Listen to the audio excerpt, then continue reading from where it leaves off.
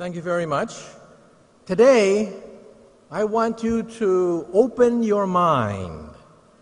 Open your mind to the possibility that one day we will make contact with an intelligent civilization in outer space that could be thousands, millions of years ahead of us in technology.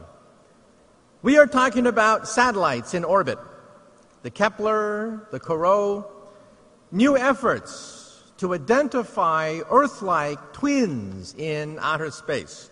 We will have an existential shock looking at the night sky, realizing that here, there are twins of the Earth. This is my next book, Physics of the Future, where I talk about the year 2100. Let me make a prediction, and that is sometime by mid-century, we might make contact with an intelligent civilization in outer space. Now, why do I say this? Because even as we speak, the Kepler satellite, the Corot satellite are identifying hundreds of exoplanets in outer space, 500 identified so far. The first Earth-like twins are now being identified. Perhaps they have liquid oceans. Perhaps they have organic chemicals. Perhaps they have amino acids. Perhaps they may even have life. This is one of the goals of scientists looking for signs of life in outer space. But then the question is, if we find microbial life in space, that is not very interesting. But the SETI project has gotten an infusion of funds. They can now analyze 1,000 times more stars than before. And the SETI project wants to eavesdrop on intelligent conversations in space. I'm a physicist. When we physicists look for alien civilizations, we don't look for little green men. We look for energy consumption. We look for type 1, type 2, and type 3 civilizations. A type 1 civilization has the power of an entire planet. They control the weather. They mine the oceans. They control volcanoes. They control earthquakes. Buck Rogers, Flash Gordon would be an example of a type 1 civilization, a planetary civilization in space. A type 2 civilization in space controls the output of a star. They play with stars. They are immortal. Nothing known to science can destroy a type 2 civilization. Ice ages can be modified. Meteors, comets can be deflected. Even the death of their sun is not a problem. They can either move their planet, reignite their star, or simply find a new star in space. This is a type 2 civilization. A typical example of a type 2 civilization comes from science fiction. The Federation of Planets, Star Trek, would be based on a typical type 2 civilization. And then we have type 3. A type 3 civilization is galactic. They control the energy output of an entire star.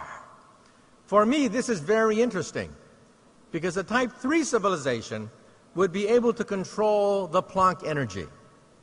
The Planck energy is the energy at which space becomes unstable. Space begins to boil at the Planck energy.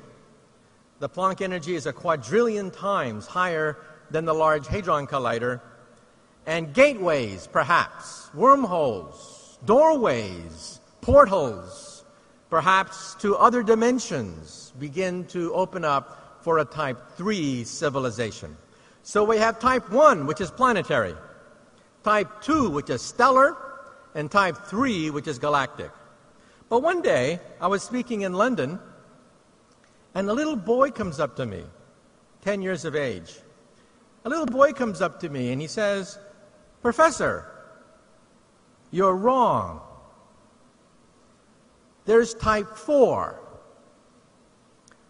So I look down at this little boy, this pest,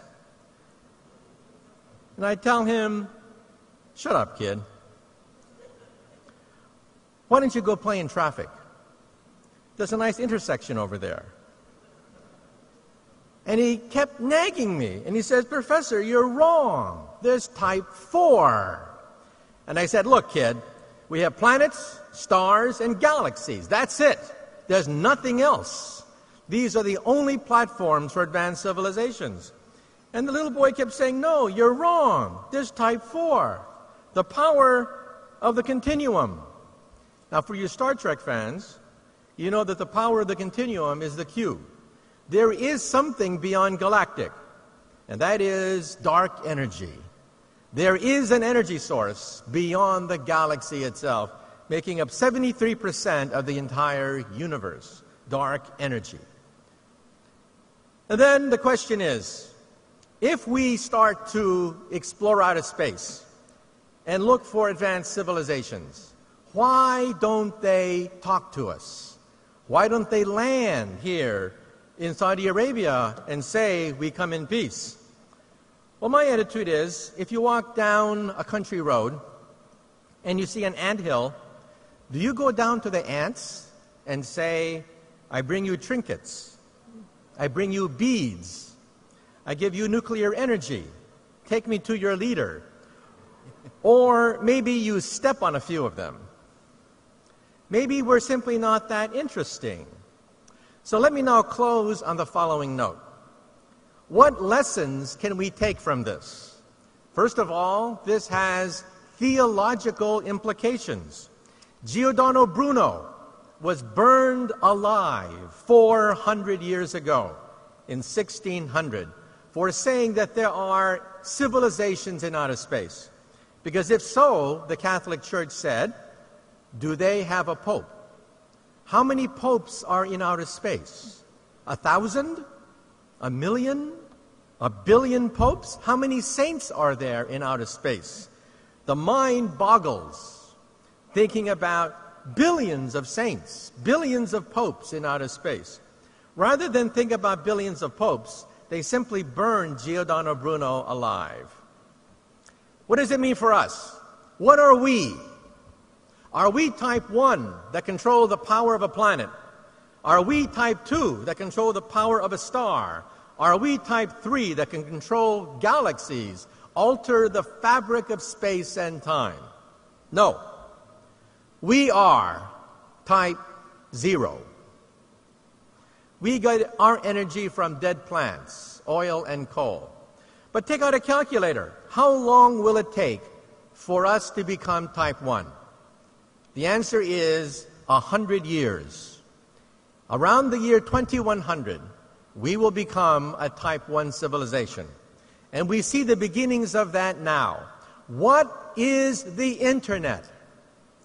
The Internet is a type 1 telephone system.